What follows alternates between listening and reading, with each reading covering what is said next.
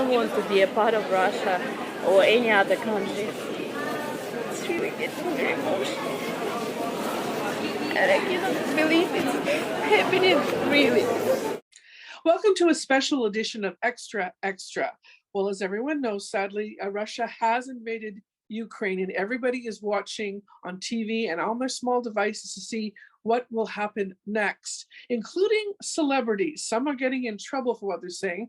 Among the celebrities to put their foot in their mouth is Joy Behar. Let's see what she had to say on The View. Estimates are 50,000 Ukrainians will be dead or wounded, and that this is going to start a humanitarian crisis, a refugee crisis in Europe. We're talking about 5 million people that are going to be displaced. I mean, it's heartbreaking to hear what is going to happen. Well, I'm scared of what's going to happen in Western Europe, too. You know, you plan a trip, you want to go there. I want to go to Italy for 4 years. I haven't been able to make it because of the pandemic. And now this, it's like, what's going to happen there? Now, you may recall that Joy's co-host, Whoopi Goldberg, on The View was suspended for 2 weeks after saying some things about the Holocaust. Now, that was her personal opinion, which factually was incorrect. In this case, Joy Behar just comes off as kind of an entitled celebrity who wants to go on vacation during a war. We'll see what happens with Joy. Maybe she might come back and apologize for those remarks. She's certainly getting raked over the coals in the media for what she had to say on that show. Another celebrity who's gone into hot water is Anna Lynn McCord, probably most famously from the reboot of 90210. She taped herself reciting a poem, believe it or not, to Vladimir Putin, and it's basically hit people the wrong way, is the slight understatement. Watch for yourself and let us know what you think about what she has to say to Putin.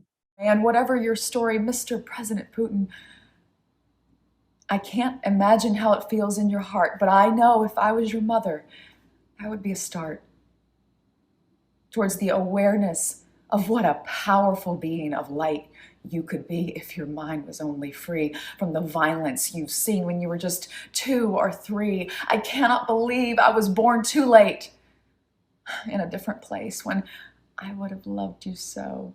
So was Anna Lynn just trying to cheer people up, or was this kind of misplaced? A lot of people are saying she's doing kind of a look at me situation in the middle of a war. It should also be pointed out that Anna Lynn was diagnosed as suffering from multiple personality disorder in 2018. This could just be a mental health issue. We'll kind of wait to see what follows up. Maybe she'll do more videos. Maybe her agent will say, enough is enough. You should stop doing that. But a lot of people are likening it to when the celebrities did a very bad cover version of Imagine. Imagine there's no heaven. It's easy if you try. No hell below us. And that also did hit people the wrong way. So we'll see what happens on that story.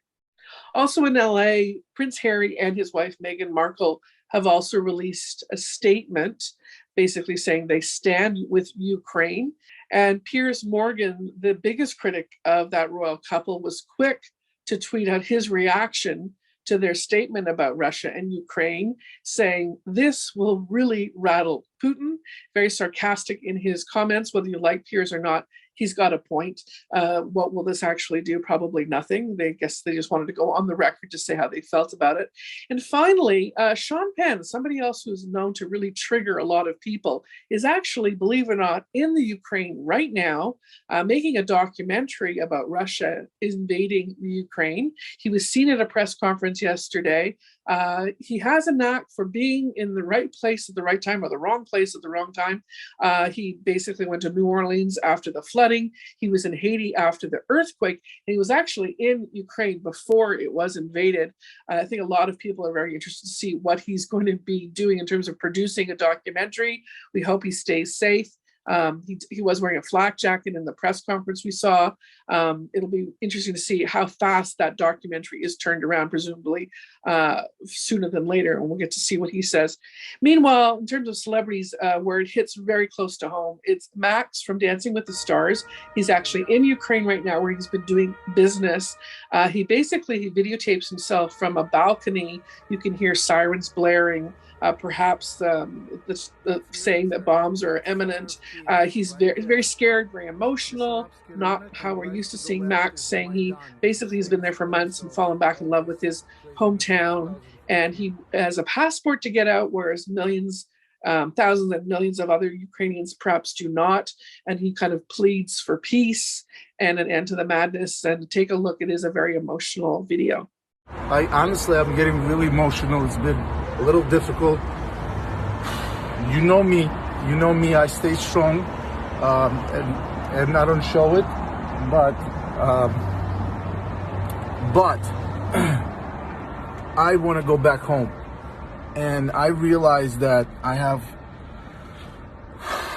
the way to, I realize that I have a different passport, and my family is far away, and what I'm realizing is that my friends whose kids are here, and whose moms, dads are here, and elderly people are here, and they can't just escape,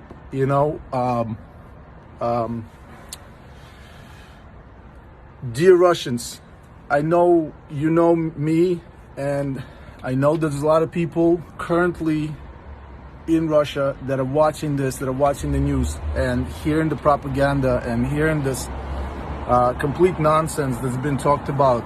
I am not at this point someone who is pleading, for someone else's safety from a far distance, from a safe distance. I'm somebody who's about to go into a bomb shelter because shit's going down, right? So I think that in 2022 civilized world, this is not the way we do things. And I think that as a powerful, forward-thinking nation of not a third world kind of country, I think the Russians need to get up and actually say something, because no one's opinion is being heard.